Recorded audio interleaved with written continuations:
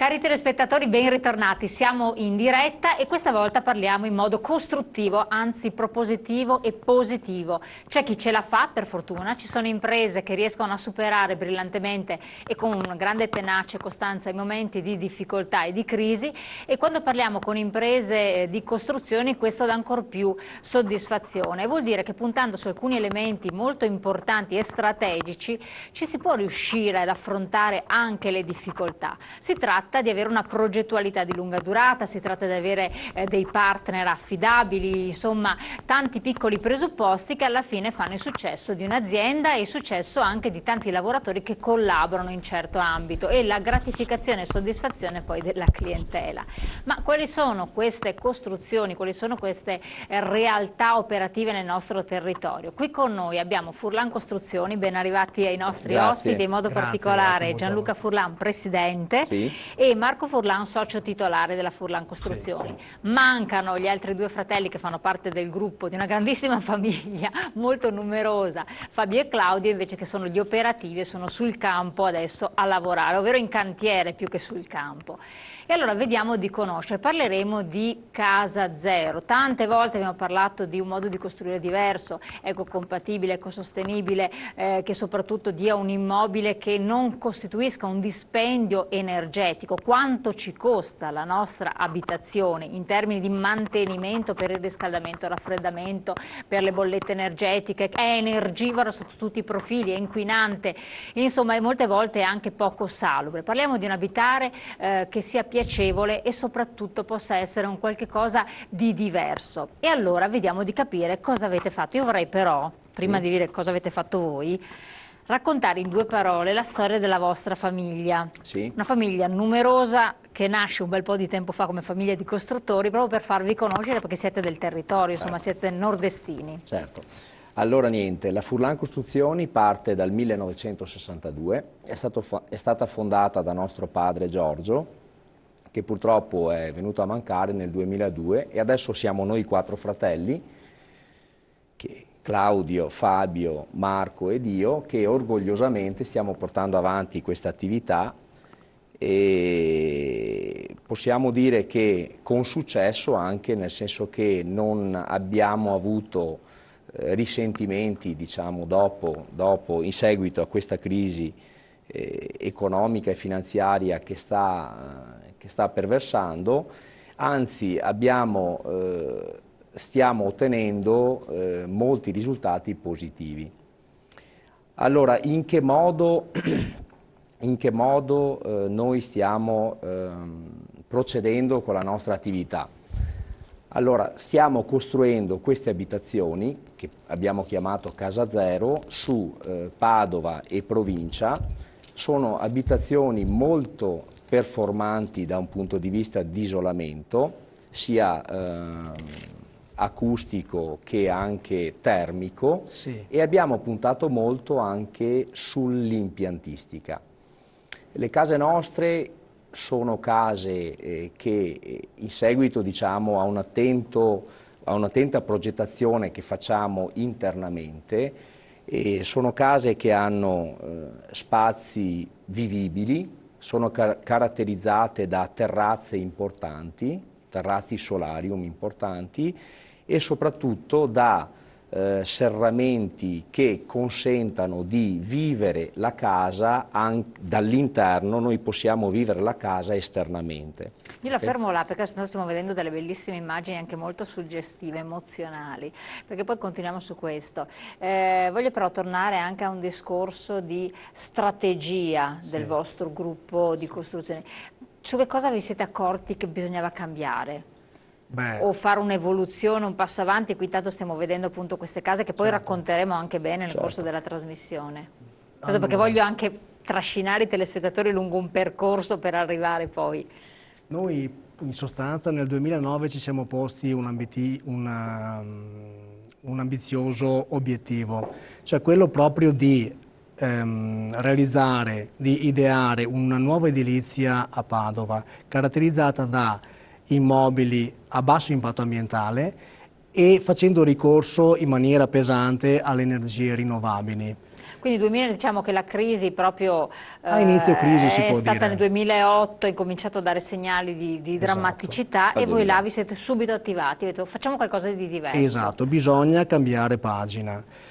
Questo cambio di pagina si vede subito già dalla scelta del sito dove costruire, perché noi in questi ultimi 4 anni abbiamo scelto di edificare esclusivamente su suoli già edificati, in maniera da salvaguardare il terreno e non aumentare la superficie cementificata. Quindi già un rispetto insomma dell'ambiente, Esatto, senza esatto. cementificare ovunque con i disastri che poi succedono, Bravissima. che vediamo. Mentre dal punto di vista costruttivo abbiamo fatto la scelta di costruire esclusivamente in classe A dal punto di vista energetico, risultato al quale siamo arrivati realizzando un involucro esterno estremamente performante dal punto di vista della coibentazione termica, grazie a un utilizzo di un particolare tipo di muratura esterna detta blocco casse in legno cemento, all'utilizzo di serramenti esterni particolarmente performanti e grazie anche all'attenzione di eliminare totalmente i ponti termici delle abitazioni, ovvero sia quelle zone che solitamente non vengono correttamente coibentate,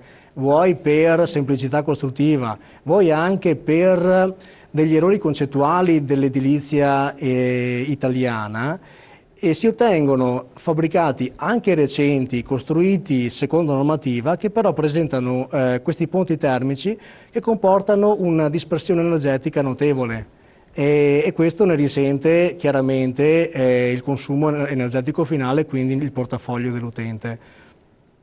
Quindi realizzazione di edifici molto coibentati, certificati in classe A. Dal punto di vista impiantistico invece, dopo 2 anni di ricerca e sviluppo, siamo arrivati a studiare un sistema in grado di permettere un importante risparmio energetico. E questo si traduce chiaramente in termini economici in risparmio appunto dal punto di vista dell'utente finale. Tutte le nostre abitazioni sono dotate di un impianto a pompa di calore Samsung EHS. Lo vedevamo prima anche nelle Esatto, immagini. che è un impianto estremamente innovativo in grado di prelevare il calore e l'energia necessaria all'abitazione per il 70% direttamente dall'aria in maniera gratuita e pulita. Questo sia per il riscaldamento, sia per il raffrescamento, sia per la produzione di acqua calda sanitaria. Il tutto inoltre senza utilizzare combustibili fossili, cioè nelle nostre abitazioni non c'è la presenza del gas.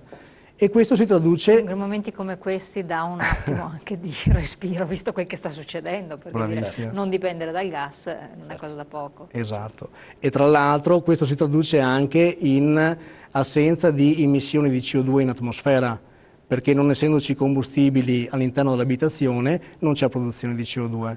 Chiaramente uno si potrà domandare, ma io com'è che cucino? Nei nostri appartamenti vengono installati esclusivamente piani induzione che permettono dei tempi di cottura velocissimi, lo stesso identico tipo di cottura di un fornello a gas tradizionale e una praticità di utilizzo e anche un risparmio economico significativi. Ecco, per l'acqua calda sanitaria, sì. Faccio domande molto sì, banali, certo. Come fate? Come si fa? Niente, praticamente questo sistema riscalda l'acqua accumulandola in un bollitore di 200 litri, per cui c'è sempre la pompa di calore che l'unità esterna riscalda il gas all'interno dell'impianto e con questo gas il modulo idronico installato all'interno dell'abitazione scalda l'acqua. Questa una volta scaldata viene stoccata in questi 200 litri d'acqua, quindi c'erano sempre 200 litri d'acqua calda disponibili. Pertanto presenza costante di acqua calda in notevole quantità, perché 200 litri praticamente soddisfano le esigenze di una famiglia normale per 2-2,5 giorni, 2-3 giorni. Tanto dopo c'è un continuo riciclo. Esatto, è chiaro che la produzione è continua, cioè praticamente io quando inizio a consumare questi 200 litri d'acqua l'impianto va ad integrare, sempre con la pompa di calore. Pompa di calore che è alimentata da un impianto fotovoltaico. Ogni abitazione è dotata di un impianto autonomo che va dai 2 ai 3 kW di potenza a Ecco, seconda. questa è quell'immagine che vediamo è nascosta in realtà da un cartongesso sul soffitto del bagno, giusto? Sì, sì, questo in particolare è il sistema di ventilazione meccanica della Plugit, che permette di avere in casa una qualità dell'aria eccezionale, aria sempre rinnovata e filtrata, in modo tale che non è necessario aprire le finestre per ricambiare l'aria. Quindi non entrano polveri, tutto il problema delle allergie, delle asmi che vengono per tutti gli Esatto, acari, esatto. o l'umidità, le muffe, insomma. Bravissima, quindi un'aria più salubre, un'aria più sana, che si traduce in un benessere maggiore all'interno dell'abitazione e soprattutto si ha appunto un'aria sempre rinnovata senza aprire le finestre. Potrà sembrare una sciocchezza, ma d'inverno aprire le finestre anche soltanto 10 minuti per ricambiare l'aria, quando mi alzo la mattina, piuttosto che quando faccio la doccia, piuttosto che quando cucino, comporta una dispersione energetica significativa, perché se io fuori ho 0 gradi e apro le finestre 10 minuti, perdo tanta di quell'energia in termini di calore che poi a recuperarla vuol dire consumare, quindi spendere. Questo sistema invece mi permette di avere l'aria sempre ricambiata, quindi non serve aprire le finestre, e con un dispendio energetico praticamente irrisorio, perché sono sistemi dotati di uno scambiatore di calore ad alta efficienza, che permette di prelevare il calore dall'aria che estraggo dagli ambienti interni e trasmettere questo calore all'aria che prelevo dall'esterno e rimetto in ambiente, in modo tale che immetto in ambiente aria già riscaldata, però senza consumo energetico, perché l'ho riscaldata col calore dell'aria viziata che ho estratto. Quindi un'aria anche sempre purificata all'interno, filtrata a questo punto, con filtri che bisogna cambiare periodicamente, cioè un sistema che richiede anche una manutenzione particolare o tutto sommato... Allora, i Chiedo al filtri... tecnico. A questo punto. Sì. I filtri vanno cambiati 1 o 2 volte l'anno, la macchina lo avverte, nel senso che quando capisce che il filtro si sta sporcando, avverte in modo tale che uno ha la possibilità di cambiarlo. È una sostituzione che può essere fatta direttamente dall'utente, oppure per chi volesse può appoggiarsi anche ai nostri fornitori che eventualmente fanno anche il servizio di manutenzione dell'apparecchio. Ad ogni modo si tratta di un'operazione estremamente semplice da fare e che può farla appunto anche l'utente finale. Come l'aspirapolvere, insomma si rende conto di quello che non ha immesso nei propri polmoni o nell'abitazione dallo sporco che ne estrae dal filtro. Esatto, No, esatto, anche perché una cosa che magari non si sa, l'ambiente interno è fino a 5 volte più inquinato dell'ambiente esterno, perché all'interno di casa abbiamo tutto l'inquinamento che c'è all'esterno, in più abbiamo anche l'inquinamento prodotto da vestiario, piuttosto che arredamento, piuttosto che detersivi, alla fine un po' tutto inquina, e avere la possibilità di ricambiare costantemente l'aria è veramente un beneficio in termini di salute. Infatti allergie, asmi, cefalee sono causate prevalentemente dalla qualità dell'aria indoor. Aspetta, questo è importantissimo. Vede, lei parlava dei siti, la scelta Sì. anche strategica dei siti.